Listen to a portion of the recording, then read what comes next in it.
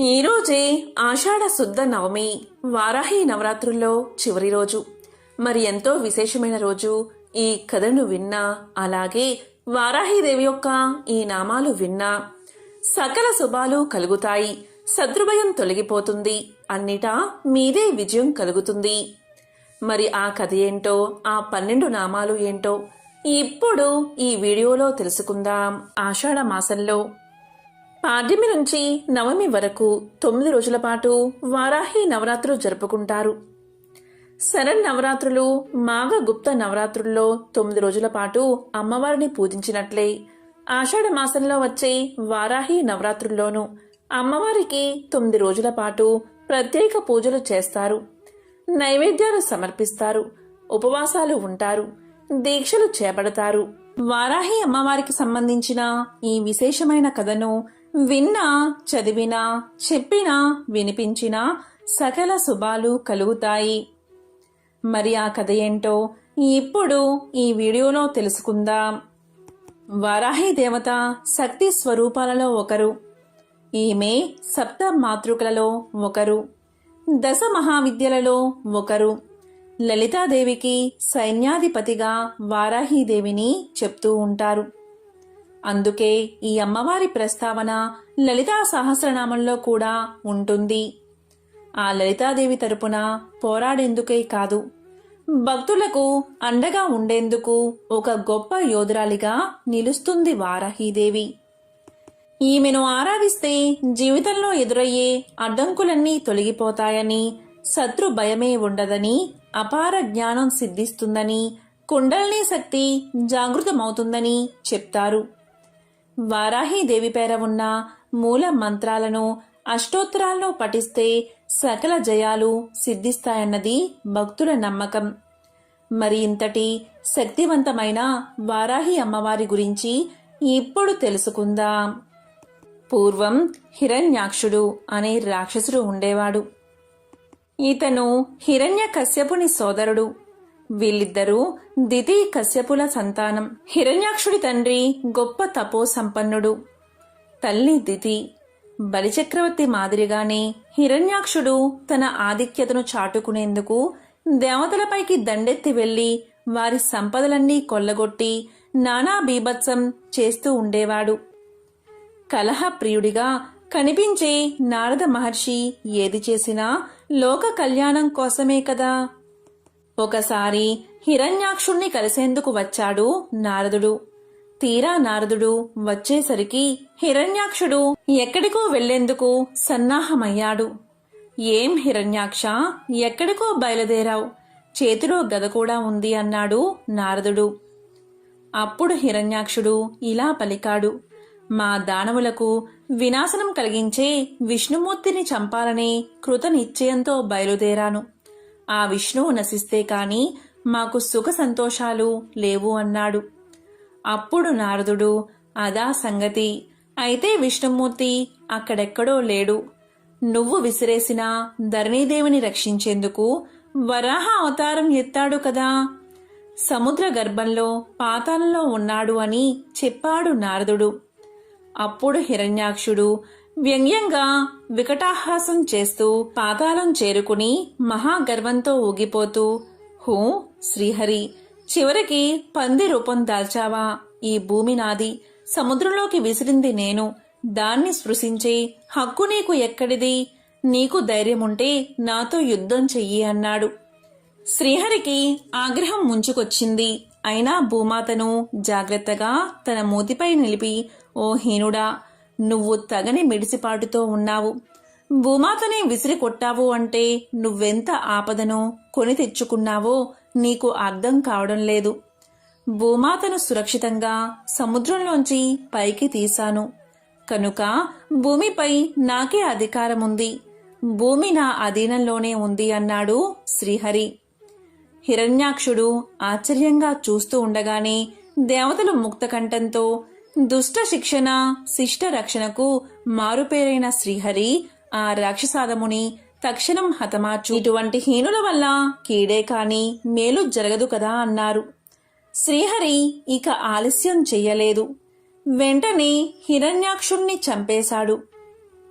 భూమాతకు సంతోషంతో ఆనంద బాష్పాలు వచ్చాయి. తనను ఘోర ఆపద నుండి కాపాడిన శ్రీహరికి కృతజ్ఞతలు చెప్పుకుంది భూదేవి. దేవతలు హర్షంతో పూల వానను కురిపించారు. ఈ విధంగా భూలోకాన్ని ఉద్ధరించిన విష్ణువు అవతారమే వరాహమూర్తి. ఆ వరాహమూర్తికి ఉన్న స్త్రీతత్వమే వారాహి అంటారు. దేవీ భాగవతం, మార్కండేయ పురాణం, వరహ పురాణం వంటి పురాణాలలో ఈమె ప్రసక్తి కనిపిస్తుంది. ఆయా పురాణాలలో అంధకాసురుడు, రక్తబీజుడు, శుంభు నిశుంభులు వంటి రాక్షసులను సంహరించడంలో ఆమె పాత్ర సుస్పష్టంగా కనిపిస్తుంది. ఈమె వరహస్వామి అర్ధాంగి. శివుడి నుండి శివాని, విష్ణువు నుండి వైష్ణవి, బ్రహ్మ నుండి బ్రహ్మాని, ఇలా వరహస్వామి నుండి వారాహి ఉద్భవించింది. దేవి మహత్యం ప్రకారం రక్తబీజుడు అనే రాక్షసుడి సంహారం కోసం దుర్గాదేవి తన దేహం నుండి మాతృకలను సృష్టిస్తుంది. అలా పుట్టుకొచ్చిన మాతృకలతో రాక్షసుణ్ణి, అతడి సేనను సంహరిస్తుంది. శుంభుడు దుర్గాదేవిని ద్వంద్వ యుద్ధం కోసం రమ్మని సవాలు చేస్తే ఆమె తిరిగి మాతృకలను తనలో ఇముడ్చుకుని రాక్షసుణ్ణి సంహరిస్తుంది. వామన పురాణం ప్రకారం మాతృకలు అమ్మవారి రూపమైన చండిక నుండి ఉద్భవిస్తాయి. వీపు భాగం నుంచి వారాహి పుడుతుంది. ఈమె వాహనం గేదె. గుర్రము, సింహము, పాము, దున్నపోతు, గేదె వంటి వివిధ వాహనాల మీద ఈ తల్లి సంచరిస్తుంది. తాంత్రికులకు ఇష్టమైన దేవత. వారాహీదేవి మందిరాలలో ముఖ్యంగా తాంత్రిక పూజ జరపడం సర్వసాధారణం. వామాచారం పాటించే భక్తులు రాత్రిపూటల తాంత్రిక పద్ధతుల్లో పూజిస్తారు.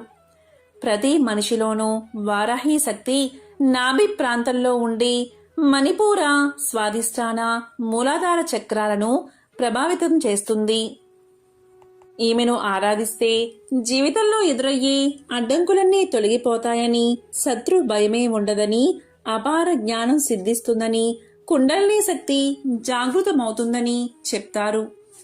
వారాహీదేవి పేర ఉన్న మూల మంత్రాలను అష్టోత్తరాల్లో పఠిస్తే సకల జయాలు సిద్ధిస్తాయట.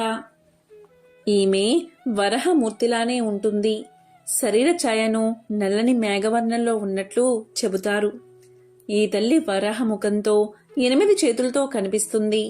అభయవరద హస్తాలతో శంఖము, పాసము, హలము వంటి ఆయుధాలతో దర్శనమిస్తుంది.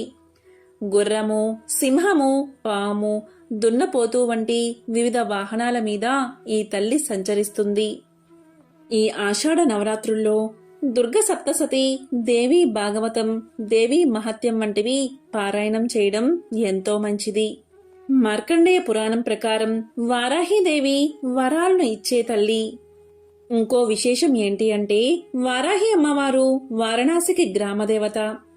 వారణాసిని ఎల్లప్పుడూ అంటే కాశీని ఎల్లప్పుడూ రక్షిస్తూ రక్షణగా ఉండే దేవత. ఈమెకు వారణాసిలో ఒక విచిత్రమైన దేవాలయం ఉంది. ఈ దేవాలయంలోకి మనం ఎప్పుడు పడితే అప్పుడు వెళ్లడానికి వీలు లేదు. ఈ ఆలయం భూగర్భ గృహంలో ఉంటుంది. తెల్లవారుజాము 4:30 నుంచి 8 గంటల వరకు మాత్రమే తెరచి ఉంటుంది. ఈ సమయంలో గ్రామ దేవత అయిన వారాహి అమ్మవారు వారణాసిని చూసి రావడానికి వెళుతుందట. అందువల్లే ఈ సమయంలో మాత్రమే దర్శనానికి అనుమతిస్తారు. మిగిలిన సమయం మొత్తం దేవాలయాన్ని మూసి ఉంచుతారు. ఇక ఆలయం తెరిచిన సమయంలో దర్శనానికి వెళితే నేలపై 2 రంధ్రాలు కనిపిస్తాయి. వాటి ద్వారా మాత్రమే అమ్మవారిని దర్శించుకోవాలి. ఒక రంధ్రంలోంచి చూసినప్పుడు అమ్మవారి ముఖం మాత్రమే కనిపిస్తుంది. మరో రంధ్రం నుంచి చూసినప్పుడు అమ్మవారి పాద ముద్రలు కనిపిస్తాయి. వారాహీదేవి కవచాన్ని పారాయణం చేస్తే ఎంతటి కష్ట సాధ్యమైన పనులైనా త్వరగా పూర్తవుతాయట. ఈ సందర్భంగా ఒక యథార్థ సంఘటనను ఇప్పుడు తెలుసుకుందాం. కొత్తగా పెళ్లైన జంట కొన్ని నెలల క్రితం అన్ని దేవాలయాలు దర్శనం చేసుకుంటూ వారణాసి వచ్చి ఈ దేవాలయాన్ని సందర్శించారు. పూజారి ఎప్పటిలాగే కన్నంలోంచి చూడమని చెబితే వినలేదు. పైపెచ్చు మూర్ఖపు వాదనకి దిగారు కూడా. అమ్మవారు ఉగ్ర రూపంలో ఉంటుందా, భక్తులని చూడనివ్వదా అంటే కాదు నాయనా, శాంతకళ ఉగ్రకళ అని రెండు ఉంటాయి. శాంతకళతో ఉన్న అమ్మవారిని ఎదురుగా వెళ్లి దర్శనం చేసుకోవచ్చు. ఉగ్రకళ అంటే దుష్ట సంహారార్థం ఎత్తిన అవతారం. ఆ కళని సామాన్యులు తట్టుకోలేరు. నేను వెళితేనే ఆ కళ తట్టుకోలేక త్వరగా ముగించి వచ్చేస్తాను. మనం సూర్యుణ్ణి ఉదయం చూసినట్లు మధ్యాహ్నం చూడలేము. ఉదయం ఉన్నది ఆ సూర్యుడే, మధ్యాహ్నం ఉన్నది ఆ సూర్యుడే కదా అంటే చూడగలమా?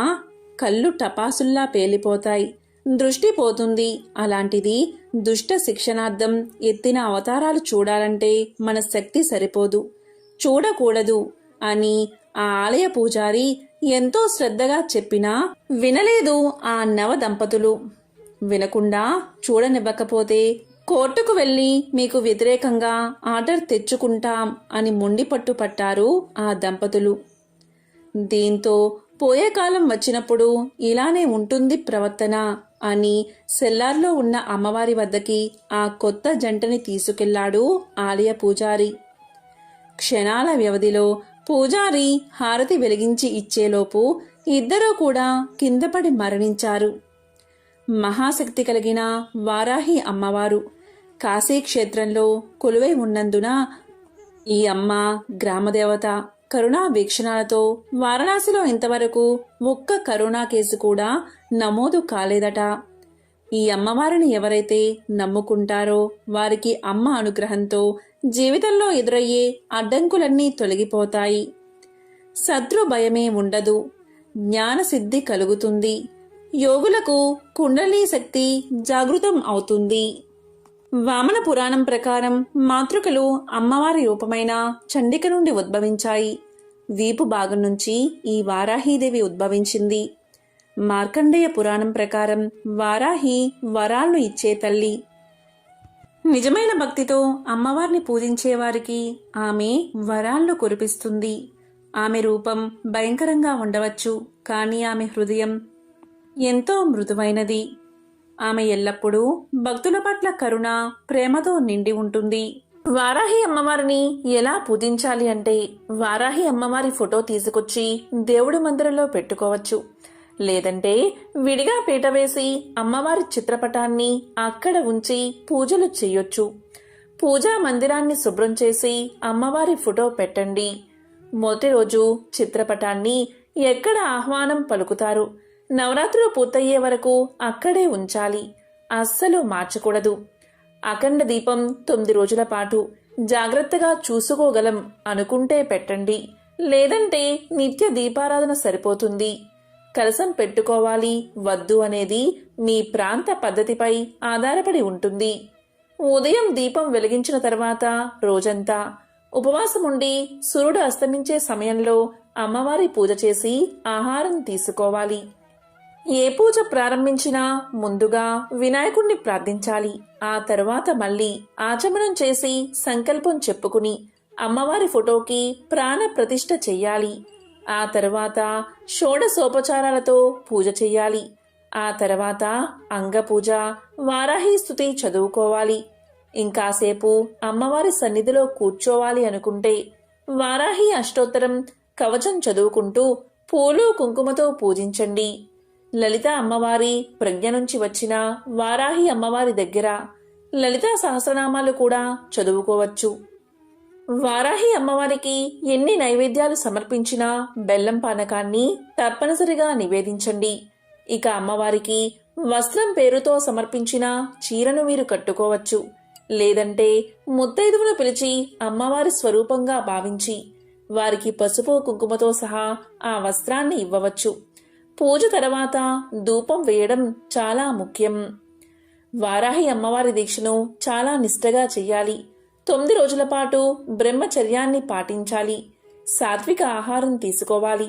ప్రత్యేకంగా దీక్ష చేయలేం అనుకున్నవారు నిత్య దీపారాధన చేసి నమస్కారం చేసుకున్నా సరిపోతుంది.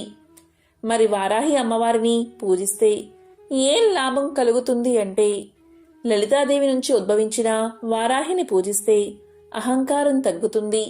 కష్టాల్లో ఉన్నవారు, భూ సంబంధిత తగాదాలు ఉన్నవారు, కోర్టు కేసుల్లో చిక్కుకున్నవారు వారాహి అమ్మను పూజిస్తే పరిష్కారం దొరుకుతుంది. వారాహి అమ్మవారిని పూజిస్తే శత్రునాశనం జరుగుతుంది. అమ్మవారు సస్య దేవత. రైతుల పొలంలో వారాహి అమ్మవారి పటం పెట్టి ఈ 9 రోజులు పూజ చేస్తే పంట దిగుబడి బాగుంటుంది. వారాహి అమ్మవారి ధ్యానం దీర్ఘకాలిక వ్యాధుల నుంచి ఉపశమనం కల్పిస్తుంది. వారాహి మాత సత్యం కల తల్లి. అమ్మవారి అనుగ్రహం ఎవరిపై ఉంటుందో అలాంటి వారికి అన్ని పనుల్లోనూ కూడా విజయం కలుగుతుంది. శ్రీ లలితాదేవి యొక్క దండనాయక అంటే సేనాపతి శ్రీ వారాహి మాత. అన్యాయాన్ని ఎదిరించి శిక్షించే దేవత, రక్షణ కలిగించే దేవత. ముఖ్యంగా ఈమెను ప్రార్థిస్తే అవమానాలు అనేవే ఉండవు. శత్రు సంహారం చేస్తుంది. అలాగే రైతు క్షేమం కోసం చేసే పూజ వెంటనే అనుగ్రహిస్తుంది. పాడి పంటలు, నీటిని అనుగ్రహిస్తుంది ఈ తల్లి. మంత్రసిద్ధి కలిగేలా చేస్తుంది. జరగబోయేది స్వప్నంలో ముందుగానే సూచిస్తుంది. మనకు త్వరగా వారాహి అమ్మవారి అనుగ్రహం కలగాలి అంటే దానికి ఏదైనా మార్గం ఉన్నదా అని కొంచెం మంది అడుగుతారు. దానికి హయగ్రీవ స్వామి అగస్త్య మహర్షికి చెప్పిన మార్గం గురించి ఇప్పుడు తెలుసుకుందాం. ఆ అద్భుత మార్గం ఏంటి అంటే, వారాహి మాతకు సంబంధించిన కొన్ని నామాలు ఉన్నాయి. ఆ నామాలను చదివినా లేక విన్నా అమ్మవారి అనుగ్రహం లభిస్తుంది. హయగ్రీవ స్వామి అగస్త్య మహర్షికి ఇలా చెప్పారు. దానికి అగస్త్య మహర్షి ఇలా అన్నారు. నామాలు అంటే ఎన్ని నామాలు? 100 లేక 1000 నామాలా అని అడుగుతాడు అగస్త్య మహర్షి. దానికి హయగ్రీవ స్వామి ఇలా చెబుతాడు.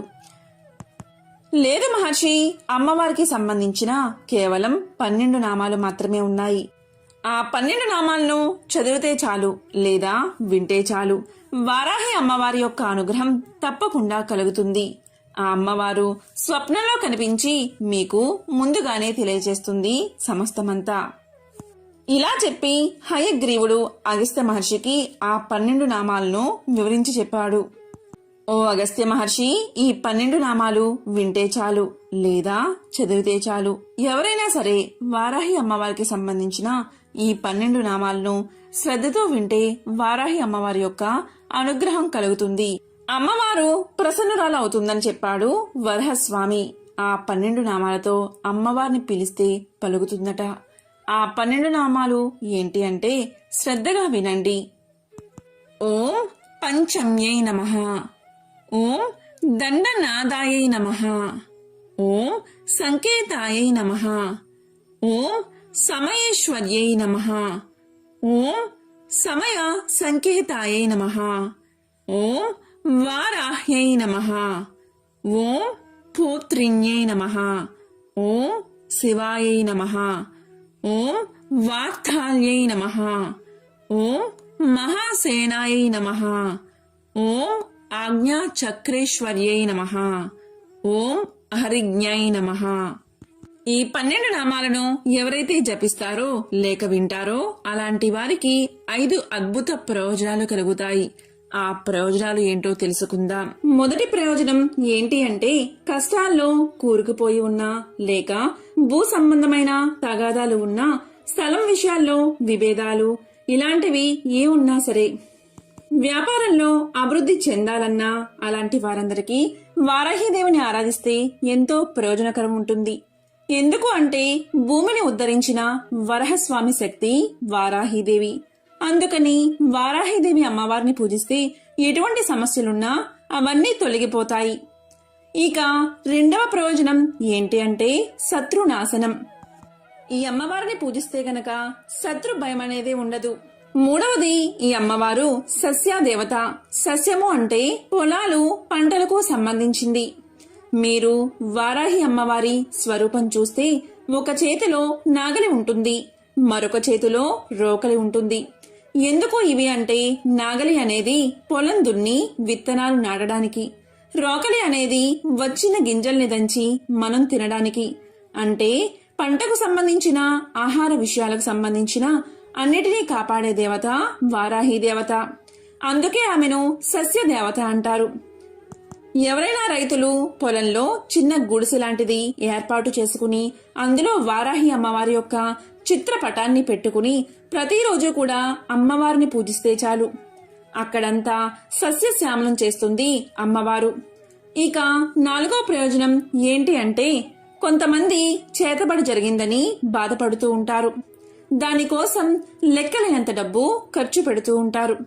అలాంటి అనుమానాలు ఉంటే రూపాయి ఖర్చు పెట్టకుండా వారాహి అమ్మవారిని ఆరాధన చెయ్యండి. ఈ విధంగా చేస్తే అన్ని రకాల సమస్యలు వెంటనే తొలగిపోతాయి.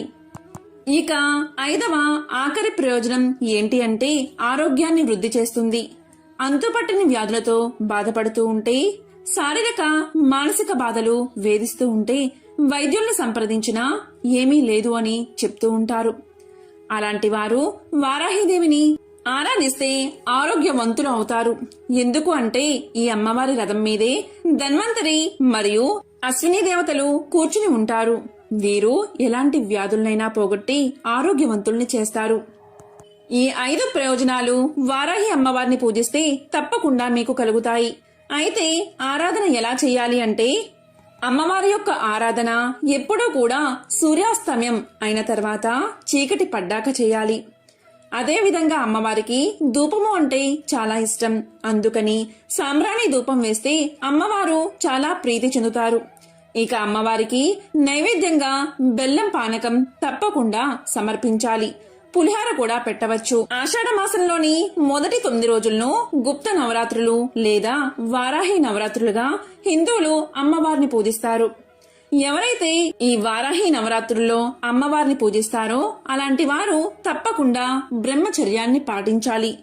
సాత్విక ఆహారం మాత్రమే తీసుకోవాలి. అసత్యం అనేది నోటి వెంట అస్సలు రాకూడదు. అదేవిధంగా కోపం పనికిరాదు. మంచంపై కూర్చోకూడదు. నేల మీద చాప వేసుకుని దాని మీద కూర్చోవాలి. ఈ విధంగా గుప్త నవరాత్రుల్లో అంటే ఆషాఢ మాసంలోని మొదటి 9 రోజులు అమ్మవారిని పూజిస్తే అద్భుత ప్రయోజనాలు మీ సొంతమవుతాయి. వారాహిదేవి సప్త మాతృకల్లో ఒకరు. వరాహుని స్త్రీతత్వం. దేవీ భాగవతం, మార్కండేయ పురాణం, వరహ పురాణం వంటి పురాణాల్లో అమ్మవారి ప్రసక్తి కనిపిస్తుంది. ఆయా పురాణాల్లో అంధకాసురుడు, రక్తబీజుడు, శుంభ నిశుంభులు వంటి రాక్షసులను సంహరించడంలో ఈ అమ్మవారి పాత్ర స్పష్టంగా కనిపిస్తుంది. అమ్మవారి శరీరం నల్లని మేఘవర్ణంలో ఉన్నట్లు ఉంటుంది. ఈ తల్లి వరహ ముఖంతో 8 చేతులతో కనిపిస్తుంది. అభయ వరద హస్తాలతో శంఖం, పాసం, హలము వంటి ఆయుధాలతో దర్శనమిస్తుంది. గుర్రం, సింహం, పాము, దున్నపోతు వంటి వివిధ వాహనాల మీద ఈ తల్లి సంచరిస్తుంది. లలితాదేవికి సైన్యాధిపతిగా వారాహిదేవిని వర్ణిస్తారు. కాశీ వెళ్ళినప్పుడు ఎప్పుడైనా ఉగ్ర వారాహి అమ్మవారి దేవాలయానికి వెళ్లారా? వెళ్ళకపోతే మాత్రం ఖచ్చితంగా వెళ్ళండి. కాశీ వెళ్లిన వారు తప్పకుండా దర్శించుకోవలసిన ముఖ్య దేవాలయం. ఈ ఆలయం వేళలు ఉదయం 4:30 నుండి 8:30 వరకు మాత్రమే ఉంటాయి. కేవలం 4 గంటలు మాత్రమే దర్శనానికి అనుమతిని ఇస్తారు. తరువాత మూసేస్తారు. ఎందుకు అనే సందేహం మీకు తప్పకుండా వస్తుంది. వారాహి అమ్మవారు వారణాసి యొక్క గ్రామ దేవత. చీకటి పడింది మొదలు ఉదయం 3:30 వరకు గ్రామ సంచారం చేసి వచ్చి విశ్రమిస్తుంది. అందువల్ల అమ్మవారి ఆలయంలో 4 గంటల పాటు పూజ చేసి భూమిలో ఉండే అమ్మవారిని దర్శించుకోవడానికి ఏర్పాటు చేసిన 2 కన్నాల్లో నుండి దర్శనం చేసుకోవాలి. ఒక కన్నంలో నుండి చూస్తే అమ్మవారి ముఖ భాగం మాత్రమే కనిపిస్తుంది. 2వ కన్నంలో నుండి చూస్తే పాదాలు దర్శనమవుతాయి. అమ్మవారికి పూజ చేసే పూజారి మాత్రం నిమిషాల వ్యవధిలో అలంకరణ చేసి హారతి ఇచ్చేసి బయటకు వచ్చేస్తారు. ఆ తర్వాత ఆ కన్నాల నుండి దర్శనానికి భక్తులను అనుమతిస్తారు. మొన్న మధ్య జరిగిన ఒక సంఘటన ఏంటి అంటే, కొత్తగా పెళ్లైన జంట కొన్ని నెలల క్రితం అన్ని దేవాలయాలు దర్శనం చేస్తూ వారణాసి వచ్చి ఆ దేవాలయాన్ని సందర్శించారు. పూజారి ఎప్పటిలాగే కన్నంలో నుండి చూడమని చెబితే వారు వినలేదు. పైపెచ్చు వాదనకి దిగారు. అమ్మవారు ఉగ్ర రూపంలో ఉంటుందా? భక్తుల్ని చూడనివ్వదా? అంటే కాదు నాయనా, శాంతకళ, ఉగ్రకళ అని 2 ఉంటాయి. శాంతకళతో ఉన్న అమ్మవారిని ఎదురుగా వెళ్లి దర్శనం చేసుకోవచ్చు. ఉగ్రకళ అంటే దుష్ట సంహారార్థం ఎత్తిన అవతారమని పూజారి తెలియజేశాడు ఆ దంపతులకి. ఉగ్ర అవతారాన్ని సామాన్యులు తట్టుకోలేరని కూడా ఆ పూజారి తెలియజేశాడు. దుష్ట శిక్షణార్థం ఎత్తిన అవతారాలు చూడాలంటే మన శక్తి సరిపోదు, అందుకే అలాంటి రూపాలను ఎదురుగా చూడకూడదు అని బ్రాహ్మణుడు ఎంతో శ్రద్ధగా చెప్పినా వినకుండా చూడనివ్వకపోతే ఊరుకోమని మొండి పట్టుపట్టారు. దీంతో అమ్మవారి వద్దకు చేసేది లేక ఆ పూజారి ఆ కొత్త జంటని తీసుకువెళ్లాడు. క్షణాల వ్యవధిలో పూజారి హారతి వెలిగించి ఇచ్చేలోపే ఇద్దరూ కిందపడి మరణించారు. మహాశక్తి కలిగిన వారాహి అమ్మవారు కాశీక్షేత్రంలో కొలువై ఉన్నందున అందుకే ఆ అమ్మ గ్రామదేవత. ఈ అమ్మవారిని ఎవరైతే నమ్ముకుంటారో వారికి అమ్మ అనుగ్రహంతో జీవితంలో ఎదురయ్యే అడ్డంకులన్నీ తొలగిపోతాయి. శత్రు భయం అనేదే ఉండదు, జ్ఞాన సిద్ధి కలుగుతుంది. యోగులకు కుండలిని శక్తి జాగృతమవుతుంది. అమ్మవారి అష్టోత్తరం పఠించడం వల్ల సకల జయాలు సిద్ధిస్తాయి. సాధారణంగా వారాహి పూజను సూర్యోదయానికి ముందు లేదా సూర్యాస్తమయానికి తర్వాత చెయ్యాలి. దేవీ పూజకు రాత్రిపూట ప్రశస్తమైనది. రాత్రి 8 గంటల నుంచి 9 గంటల వరకు ఆమెను పూజించడం మంచిది. అదేవిధంగా అమ్మవారికి నైవేద్యాలు సమర్పించాలి. ఇలా చేస్తే కోరిన కోరికలను ఆమె నెరవేరుస్తుంది. వారాహీదేవి సప్త మాతృకలలో ఒకరు. అలాగే 10 మహావిద్యల్లో కూడా ఈమెను కొలుస్తారు. లక్ష్మీ స్వరూపంగా వారాహిని భావిస్తారు. వారాహీదేవి లలిత పర భట్టారికా సేనాని. లలిత యొక్క రథ, గజ, తురగ సైన్య బలాలన్నీ వారాహీదేవి యొక్క అధీనంలోనే ఉంటాయి. అందుకే ఈమెను దండనాద అని పిలుస్తారు. అమ్మ స్వరూపాన్ని గమనిస్తే వారాహి ముఖంతో, అష్టభుజాలతో శంఖ, చక్ర, నాగలి, ముసల అంటే రోకలి, పాస, అంకుశ, వరద, అభయహస్తాలతో ప్రకాశిస్తూ దర్శనమిస్తుంది. ఈమె ఉగ్రంగా కనిపించినప్పటికీ కంటికి రెప్పలా కాపాడే కన్నతల్లి, ముఖ్య ప్రాణ రక్షిణి. ఈమెపై హయగ్రీవ స్వామి అగస్త్యుల వారికి చెప్పిన వారాహి 12 నామాలు అత్యంత శక్తివంతమైనవి. రోజూ వీటిని 11 సార్లు పఠిస్తే మంచి ఫలితం కలుగుతుంది. అవేంటో ఇప్పుడు తెలుసుకుందాం. పంచమి దండనాద, సంకేత సమయ సంకేత, వారాహి పోత్రిని, వార్తాళి శివ మహాసేన, ఆజ్ఞా చక్రేశ్వరి, అరిగ్ని అనేవి వారాహిదేవి యొక్క 12 నామాలు. ఎంతో పవిత్రమైన విశేషమైన ఈ రోజు అమ్మవారి కథలు విని ఈ 12 నామాలు పఠిస్తే చాలు సకల శుభాలు కలుగుతాయి. జన్మల పాపాలు తొలగి కోటి జన్మల పుణ్యం వస్తుంది. ఒక పర్వత శిఖర ప్రాంతంలో ఒక మహావృక్షం ఉండేది. ఆ వృక్షం పైన ఒక పక్షి నివసిస్తూ ఉండేది. అది అన్ని పక్షుల్లా కాకుండా ఒక ప్రత్యేకతను కలిగి ఉండేది. అది ఏంటి అంటే ఆ పక్షి రెట్టవేస్తే అది బంగారంగా మారిపోయేది. ఒకరోజు ఒక వేటగాడు పక్షుల్ని వేటాడుతూ ఆ వృక్షం కిందకు వచ్చి నిలబడ్డాడు. వేటగాడు చూస్తూ ఉండగానే ఆ పక్షి రెట్టవేయడం, తక్షణమే అది బంగారు కణికగా మారిపోవడం జరిగిపోయాయి. ఈ అద్భుతాన్ని చూసిన వేటగాడు తన కళ్ళను తానే నమ్మలేకపోయాడు. ఆహా, ఇదేమి వింత! నా చిన్నప్పటి నుంచి పక్షుల్ని వేటాడి పట్టుకుంటూ ఉన్నాను. కానీ ఇవాళ ఈ వింతేమిటి? పక్షి వేసిన రెట్ట బంగారంగా మారడమేమిటి? నేనెక్కడా వినలేదు, చూడలేదు అని అనుకున్నాడు వేటగాడు. ఎలా అయినా సరే ఆ పక్షిని పట్టుకోవాలని వలవేశాడు. పాపం ఆ పక్షికి వేటగాడు పన్నిన పన్నాగం తెలియకపోవడం వల్ల వల్లో చిక్కుపోయింది. వెంటనే ఆ పక్షిని తీసి పంజరంలో బంధించాడు వేటగాడు. అప్పుడే వాడికొక ఆలోచన వచ్చింది.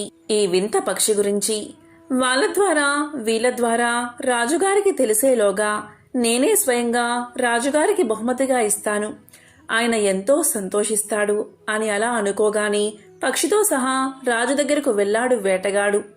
ఇక రాజుగారు తన మంత్రులతో సమావేశమై ఉన్నారు. వేటగాడు రాజుగారికి నమస్కారం చేసి పక్షి గురించి దాని ప్రత్యేకత గురించి వివరించి చెప్పాడు. వేటగాడి మాటలు విన్నా రాజు ఎంతో ఆశ్చర్యపోయాడు. వెంటనే సేవకుల్ని పిలిచి ఆ పక్షిని జాగ్రత్తగా చూడండి, అది తిన్నంత తిండి పెట్టండి అని ఆజ్ఞాపించాడు. అయితే వేటగాడు చెప్పిన మాటలకు రాజుగారి మంత్రులకు నమ్మకం కలగలేదు. మంత్రులు రాజుతో ఇలా పలికారు: మహారాజా, ఎవరో ఎక్కడ్నుంచో ఒక వేటగాడు వచ్చి ఏదో చెప్పగానే నమ్మేయడం ఎంతవరకు సమంజసం? పక్షి రెట్టవేస్తే అది బంగారంగా మారడం అసంభవం. కనుక ఈ పక్షిని అలా పంజరంలో బంధించడం సరికాదు. దాన్ని స్వేచ్ఛగా ఎగరవేద్దాము అన్నారు మంత్రులు. వేటగాడు చెప్పిన మాటల్లో నిజానిజాలు పరీక్షించకుండా పక్షిని పంజరం నుంచి విడిపించమని చెప్పారు రాజుగారు. రాజుగారి ఆజ్ఞను అనుసరించి పక్షిని పంజరం నుంచి వదిలిపెట్టగాని అది వెళ్లి కోట దర్వాజా మీద కూర్చుని రెట్టవేసింది. మహారాజు, మంత్రులు, సేవకులు అందరూ చూస్తూ ఉండగానే ఆ రెట్ట బంగారంగా మారిపోయింది. అప్పుడు పక్షి ఇలా అనుకుంది: నేనే తెలివి తక్కువగా వేటగాడి వలలో చిక్కుకున్నాను అనుకుంటే ఈ తెలివి మాలిన వేటగాడు నన్ను తీసుకువచ్చి రాజుగారికి అప్పగించాడు. వేటగాడి మాటలు నమ్మకుండా రాజు, మంత్రులు అంతకంటే తెలివి తక్కువగా పంజరం నుంచి నన్ను వదిలిపెట్టారు. అందరం ప్రబుద్ధులం అనుకుంటూ పక్షి రివ్వున ఆకాశంలోకి ఎగిరిపోయింది. ఓం శ్రీ మహాలక్ష్మీయే నమః. ఓం నమో నారాయణాయ. ఓం శ్రీ మాత్రే నమః.